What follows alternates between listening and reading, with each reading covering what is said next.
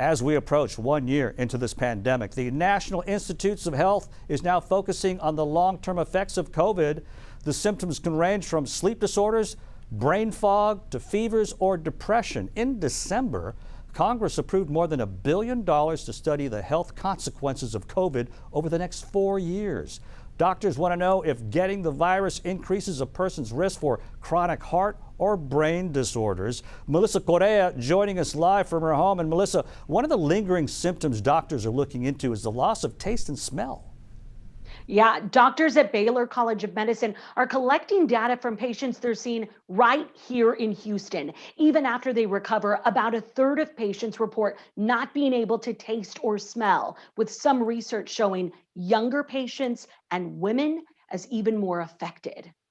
Santosh Shaban is an ear, nose, and throat doctor with Baylor College of Medicine. Over the last year, he's worked with COVID-19 patients who've lost their sense of taste and smell. I wish I could say that, once the virus is out of your system, that all the problems are done, but that hasn't been the case. For about, a third of people, and their symptoms usually resolve. But then as we are learning more about COVID-19 and following these patients for a longer period of time, there's another third that actually still hasn't responded. And so those people tend to have longer periods of time without smell or taste. 8 months after beating COVID, I'm not 100% back. Steve Munich still has trouble. I mean, I can taste them now and I can smell things, but they're not how they used to smell. From his home in the Rio Grande Valley, Steve is using essential oils to retrain his brain, focusing on one specific smell each day for months. We are more or less retraining the brain. So the way I explain it is that it's really physical therapy for your nose. There's no harm in people smelling specific scents at home,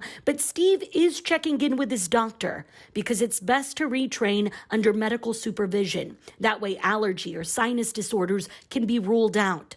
So after you've recovered from COVID, give it time. I think I would give it a good 6 to 8 weeks before seeing your doctor.